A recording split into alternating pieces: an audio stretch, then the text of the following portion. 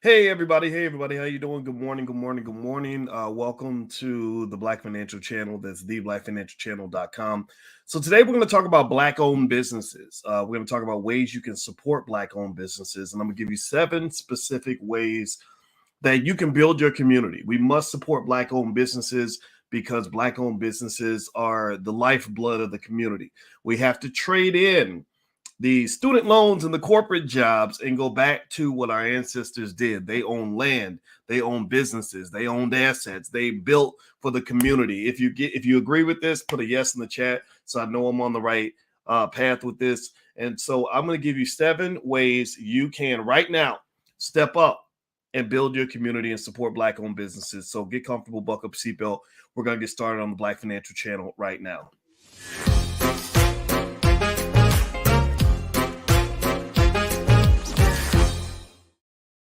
Hey, what's going on, guys? Welcome to the Black Financial Channel. That's theblackfinancialchannel.com. My name is Dr. Boyce Watkins. I am your friendly neighborhood finance professor. On the Black Financial Channel, we talk about Black wealth and economics every single day, sometimes as much as 10 times a day, under one condition. The condition is that we are Black first. Black first means that we care about our community. Black first means we educate our kids. Black first means we prepare our children for the future.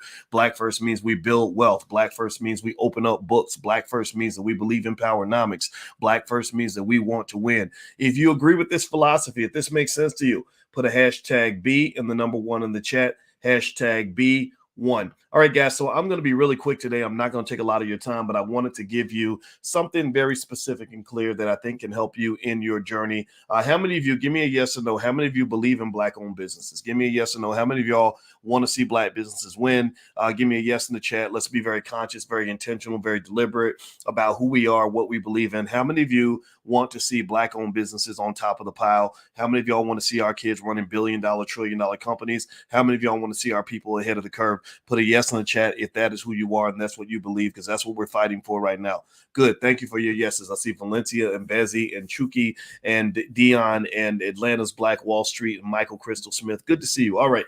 So let me share something with you guys. All right. So today I was working on this book that I'm putting together. The book is I've been working on it for a couple years now. It's called The 10 Commandments of Black Economic Power.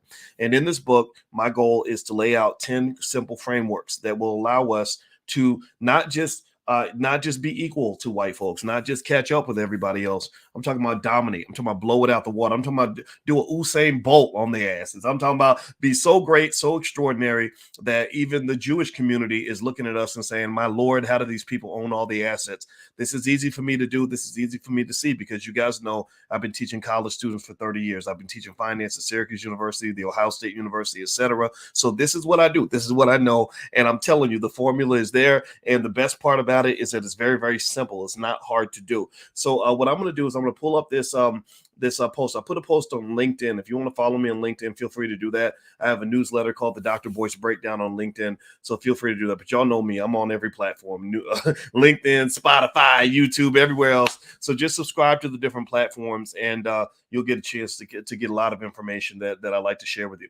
All right. So here are 7 ways you can support Black-owned businesses and build your community. This is important because before integration, we own businesses, we own land, we owned assets because we didn't think white folks were coming to save us. What happened was after integration, we were trained to trade in the businesses for student loans. Now, a lot of y'all are drowning in student loan debt. Give me a yes in the chat if you've been hit by the student loan nightmare that's affected this whole country. After integration, we traded in the land ownership for corporate jobs. How many of y'all are tired of the corporate plantation? Give me a yes in the chat if you've experienced the pain of the corporate plantation, the racism, you've seen the microaggressions, the mistreatment, the lack of opportunity, all these other things. So what I'm saying to you is that we got to go back. We have to reverse course. We must reverse course as a community if we're going to succeed. Reversing course means going back to the basics. People like Kiyosaki, who wrote Rich Dad, Poor Dad. I like the guy. He's good. And one of the points that he makes that I agree with 100% is he said, he had his poor dad who taught him how to go work for other people and how to do a good job. Then he had his rich dad who said, well, the reason you learn how to do a good job is so you can do a good job for somebody who knows how to make money. So his rich dad said, why would you spend all your time learning how to do a good job when you can instead spend your time learning how to make money? So what I'm saying to you is your kids don't need to just learn how to go do a good job. They need to learn how to make money. Teach them how to make money, right? So here's the other thing too. For Black-owned businesses to succeed, for us to have economic power through the ownership of business, which is pretty much the only way that happens in a capitalist society, you're going to have to support the businesses. One of the problems you have in the Black community is you have what I call bad economic soil. A lot of your businesses die because nobody supports Black-owned businesses. White folks boycott Black-owned businesses. Black folks boycott Black-owned businesses. So who do Black-owned businesses have to lean on? Banks don't loan money to Black-owned businesses. This is why I say when you go vote for a politician, ask them, what are you doing to support Black-owned businesses? How many trillions of dollars are you going to make available in funding so that these Black-owned businesses can be successful? What is your Marshall Plan for Black-owned businesses? Where are your PPP loans for Black-owned businesses? Well, if I'm a business owner and I got a good business that's making a good $20,000 a year, can I go get a $300,000 loan so I can scale up my business model and get the training and support I need so that my business can grow? These are the questions you must ask, because the number one employer of Black people, percentage-wise, is Black-owned businesses. Black-owned businesses are very quick to hire Black people. So if you're looking for jobs, you got to support your businesses. Do you agree? Give me a yes in the chat if you follow what I'm saying. I try not to talk too fast, but I talk fast when I get excited. I hope that's okay. All right. So here are a few things you can do to support Black-owned businesses. I'm going to give you 7 things you can do. Feel free to write it down. If you don't want to write it down, just save the video, share it, whatever the case may be. Number 1. Buying from the business is obvious, right? A lot of you know that to support Black-owned businesses, you want to be very conscious. That's what we call being economically woke. Consciousness is a state of awareness of your surroundings. That's what consciousness means. We talk about being conscious. I'm in the conscious community, or we talk about being woke. Well, what does it mean to be woke? Woke means you're looking around, you know what's going on. Well, a lot of times when it comes to that 1.6 trillion in so-called spending power you have, first of all, there ain't no such thing as 1.6 trillion in spending power, because there ain't much power in spending. You understand what I'm saying? Stop calling it spending power and instead call that investing power. And the thing about being Black is that you got to be a double investor. You invest when you invest, but you should be investing when you spend. So you invest when you buy stocks and real estate and everything else. And that's why I told you guys as a mandate, I believe every Black child should own stock when they're a little baby, right? We've talked about the $5 a day plan, things like that. You can go to blackmoneyminute.com if you want a copy of an ebook where I show you how to do that. I'm gonna put the URL on the screen. But also remember, when you spend, you're also investing. Because when you put that money into a business, they're going to take that money, they're going to invest that money somewhere. They're going to invest it in employees, they're going to invest it in infrastructure, whatever the case may be. So that Black-owned business is more likely than, say, a Walmart or an Amazon or a Target to take your money and put it right back into your community, right? So if you're smart and you're Black, which all of y'all are, this is a platform for intelligent Black people. If you're smart and you're Black, then you know that you can not only invest when you invest, but you can invest when you're spending too. So buying products from Black-owned businesses is an investment in the community. That's very important for us to be conscious and economically woke about where we're spending our money, because your money's power. And the reason you may feel powerless sometimes is because you've been trained to give your power away. We're fighting the brainwashing here. This is very important. Number 2, marketing. If you market your business to other or your favorite Black-owned businesses to other people, that's very important. Word of mouth marketing is extremely valuable. Customer testimonials are extremely valuable. If you go to a Black-owned business and you love it, shout that to the world. Let everybody know. Don't keep that to yourself. If they make the best barbecue ribs you've ever tasted, then tell everybody on Facebook. If you got a new pair of shoes from Lil Pookie and them down the street and you love those shoes, then say, I love these shoes I got from @PookieShoes.com, whatever, right? Tell everybody how much you love that Black-owned business and what they did for you, because this sort of marketing is extremely important. Marketing tends to take money. A lot of Black businesses are extremely undercapitalized, which is why your word of mouth marketing and letting people know about that business is really powerful. That's why, for example, when I've talked to celebrities, I've had celebrities reach out about Powernomics plans and things like that, because I talk to Dr. Claude Anderson every week. And in case you haven't read his book, Powernomics, everybody should read it. Everybody needs to read that book. And one of the things I tell them is, I tell the celebrities, look, I don't need your money. I don't want your money. You ain't got to write a check to me. I need your influence. I need your reach.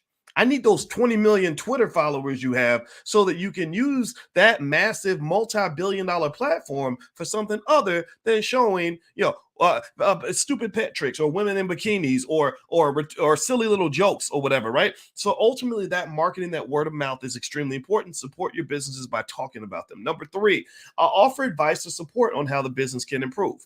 Sometimes Black-owned businesses let us down. Sometimes that Black business owner is not where we think that they need to be. Sometimes we feel that they didn't deliver on what they said they're going to do. Well, maybe some feedback is beneficial, right? A lot of us are first generation business owners. How many of you had parents that did not have a business, that did not run a business? Give me a yes in the chat if you come from a family where business ownership was as foreign as Chinese, right? Where owning a business and running a company was something that nobody talked about. Nobody, the only thing people knew was either how to get welfare or how to get a job.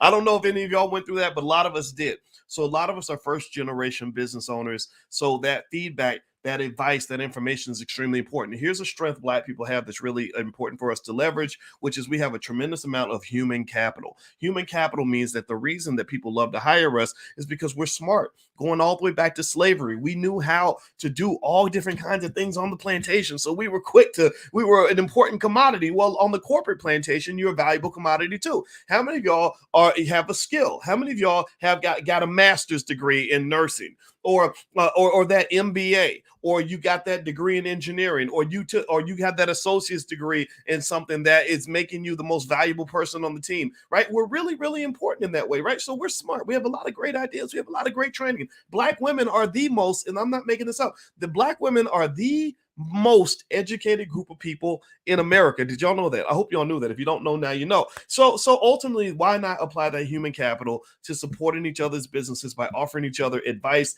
feedback on how we can get better? Number 4, offer free labor if you can. If you have a business being run by somebody that you love, if you are my brother and you start a company and you can't afford employees, remember, Black-owned businesses are undercapitalized. That's how you're getting screwed, by the way. That's what you need to be fighting for in politics, is the fact that Black-owned businesses are getting starved. Whereas if you watch, anybody seen that story about that white girl, Elizabeth Holmes, who built that company Theranos, where she got billions of dollars in funding and her product didn't even work?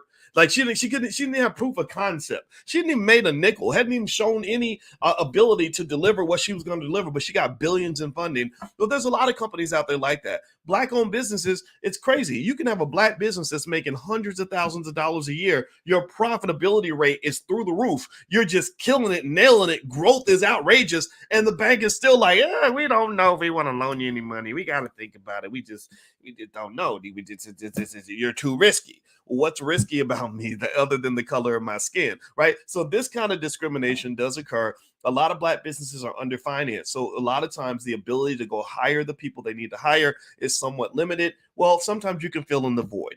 I'm not talking about doing this for everybody, but I'm saying that if you have a loved one who's starting a business, your number one job is, if you love them, and if you don't love them, then whatever, do what you're going to do. But if you love them, you should be thinking my number one job is to help you to survive. So if I've got some free time or some skill, some expertise I can deliver that I can deliver for free on a volunteer basis, I will do it. For example, just this morning, I got a text from Marcus Klein at Freedom Home Academy International.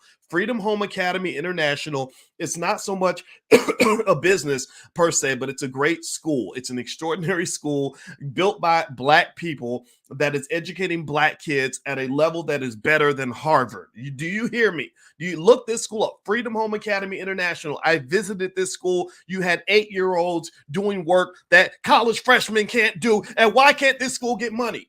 Why in the hell are they pouring billions into inferior schools that mistreat Black kids, miseducate Black kids, spit out 1 million Black kids a year that can't read, but Freedom Home Academy International can't get the money they deserve when they're educating kids on a high level?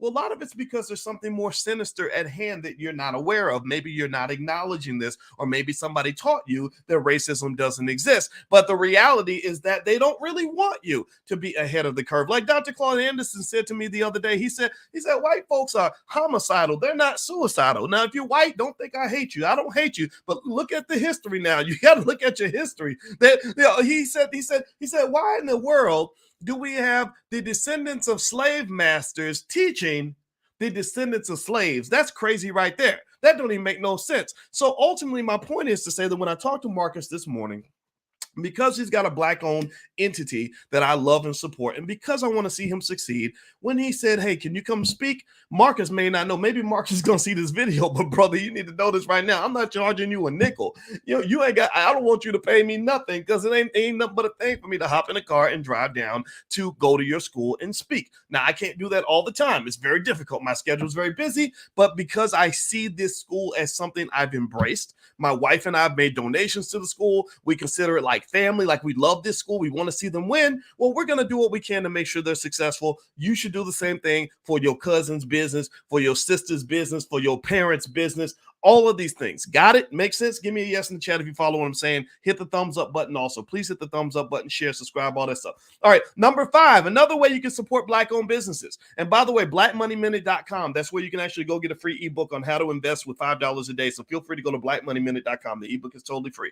All right, number 5, offer financial support or financing if you see it fit. Right now, this is not something you should do for every business. You can't do this for every business, but at some point you're going to invest. Most of you are investors in here. Well, there are a lot of basically one of the challenges with Black-owned businesses is a lack of funding. I've said this several times. I'm going to keep saying it. So one of the things you can do as a family is figure out how to help the business get the money that it needs to succeed. So one of the things that I teach in the seminars that I do, and we're doing a few of these seminars. Actually, if you go to boycewatkins.com or hit the link in the bio, you can actually come to one of the live events. We're going to go to Chicago in May. We're going to be at the Essence Fest in July. We're going to go to, of course, you got the All Black National Convention in October and a few other events. And so one of the things that I actually teach the students is the 3 C's of building an economy, the 3 markets that you have to create: a market for capital, a market for contractors, and a market for customers. And one of the things that we show is that in that space, in your family, if you have a group of people who understand how to run a business, how to support a business, how to fund a business, how to get a business what it needs, you can actually create lots of great, amazing things right there in that small group of people that you have. You need about maybe 3 to 5 people or more. If you do that, then you can get everything a business needs. So that 5th point is, if you can raise the money to make sure the business is properly funded, that does a lot. Most businesses don't die due to a lack of profitability. Did y'all know that? Most businesses don't die because they're not profitable. In fact, a lot of business owners don't even want to be profitable, because the more profitable you are, the more taxes you pay. So a lot of business owners don't even care about being profitable. You know what matters?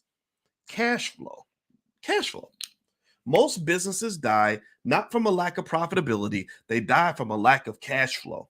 So if you are able to be part of a group that provides cash flow for your cousin or your sister's business to make sure that they have the cash to do what they need to do, then that can be the lifeblood that keeps that business alive. So offering some sort of financial support, funding, maybe an investment, whatever the case may be, can be beneficial. Number six, the 6th way to support Black-owned businesses: share ideas on products and markets that the business might want to explore. So if you have a cousin who's selling hot dogs, you might say, hey, you know what? I have a business and I sell buns. So why don't you and I get together and sell hot dogs and buns? Or better yet, I have a lot of customers who are buying my buns who would probably want a hot dog. Or better yet, a more appropriate example might be if they're selling donuts, you might say, you know what? I noticed that the people that come in your donut shop are also looking for a cup of coffee. So if you spend $20 a day putting a coffee station in the back of the office, excuse me, you can actually sell cups of coffee for a certain amount of money and make a nice profit off that, right? So ultimately,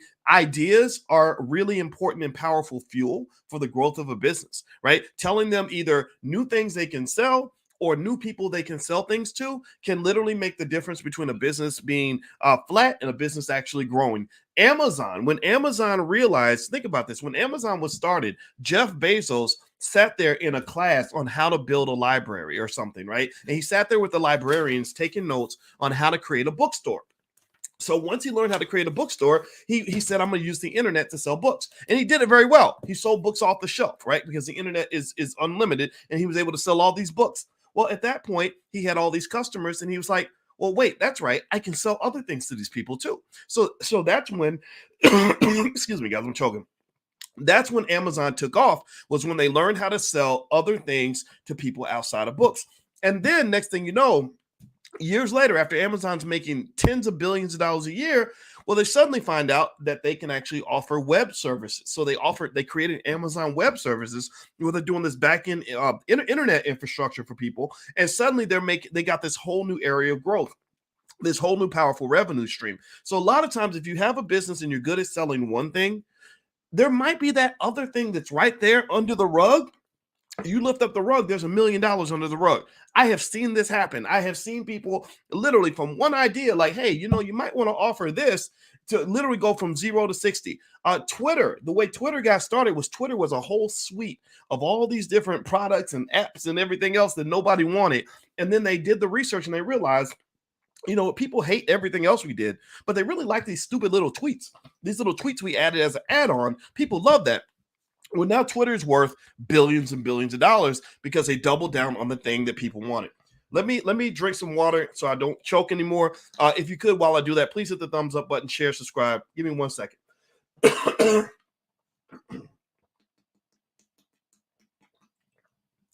Okay. I hope y'all can forgive me for choking. I get excited. When I get excited, I think I yell, I choke, and then when I choke, I sneeze. So if I start yelling, choking, and sneezing, just know it's because I'm really excited about this. So number 7, the seventh way that you can support a Black-owned business of somebody that you care about is by partnering with that business. Partnerships, coming together as a group, joint ventures, having weekly family business meetings where you talk about what everybody's trying to do. You share your dreams, you share resources. This is, according to economic theory, a tremendous key to wealth. Coming together is literally one of the greatest sources of wealth that is known to man. When Russia declared war on Ukraine and Russia became economically isolated, that cost Russia trillions of dollars. North Korea, by being economically isolated from the rest of the world, lives in dire poverty. So what I'm saying to you is, everybody out here who thinks that this business wealth thing, is something you're supposed to do all by yourself and all alone, and you're sitting there as a single parent trying to figure it all out without anybody's help, without being a part of any collective or any group or any partnerships, you're making things extremely hard for yourself, because you got to come up with every idea. You have to come up with every resource. You've got to solve every problem. You've got to come up with every single thing that business needs. That's really hard to do. Apple is not a business that was created by one person or maintained by one person. Steve Jobs was the initiator, but there are tens of thousands of people who all work together to make Apple into the $3 trillion company that it is. So if you want to build wealth in your family, one of the most important investments you can make, I'm going to double down on this in hopes that you'll hear me when I say this, is invest in knowing how to seek out and maintain healthy relationships with other people, so that you can find avenues where there is enough trust built up in that relationship for you to partner with one another. This is an insight that I really dug into by spending so much time with my wife, who is a licensed therapist and a full professor of social work. So you can imagine how odd the conversations are between a finance professor and a social worker, because I was around a lot of capitalists when I was getting my PhD. She's around a lot of social workers, right? So I'm learning from her, she's learning from me. And one of the things that I concluded about our community is that because of the trauma breeds a lot of drama. Anybody else notice that? Anybody else notice that a lot of our relationships end up crazy and chaotic, where you're dealing with stuff that you don't think you should have to deal with? You're dealing with craziness in your relationships or whatever. And a lot of that is because of the trauma we experience as children, the lack of confronting that trauma, the lack of therapy. There's a stigma on getting a therapist and all this other stuff. Next thing you know, we can't come together. We can't stick together because we're scared of each other. So we run off to white folks because we feel like somehow they're the ones that are going to take care of us. So how crazy do you got to be? How messed up does your situation have to be that you run away from your allies to be next to your oppressor because you're seeking safety? You're literally running to the descendants of slave masters because you have concluded that that is the place to go if you want to be safe. And then you wonder why you keep losing and why your life is a big, complete mess. So what I'm encouraging you to do is to follow up on that last point about partnering with each other, is learn how to be a good partner. Learn how to be a good partner in friendship. Learn how to be a good partner in romantic relationships. Learn how to be a good partner in business. It's all connected. And then once you learn how to be a good partner by dealing with your trauma, then you seek out people who have also learned how to be a good partner in friendship, how to be a good partner in business, how to be a good partner in relationships. That's what you do, right? So ultimately, this is deep. This is really, really deep. A lot of the reasons for the struggle go deeper than just having access to money. If you're not fixed internally, I could give you $1 trillion right now, and you still gonna find a way to blow it. So you got to do the internal work if you want to succeed. You also have to create the culture around you and in your family that encourages that kind of work so that you can be successful. So that's 7 ways that you can support Black-owned businesses. It is definitely a community thing. It is definitely a family thing. It is definitely an emotional thing, and it's really the thing that must happen if you want to avoid the same stress, struggle, and trauma that many of us have experienced coming up. If we don't want our kids to go through what we went through, we're going to have to shift the whole paradigm and right the whole ship.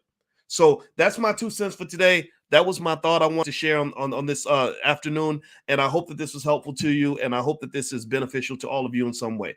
Now, by the way, if you could take 1 second, please hit the thumbs up button, thumbs up, share, subscribe. Also, if you want a free e-copy of my book, How to Build Wealth by Investing $5 a Day, and you can also get on the email list and get lots of free stuff. I love to share information. Just go to blackmoneyminute.com. The URL's on the screen, or if you're watching on Instagram, just hit the link in the bio.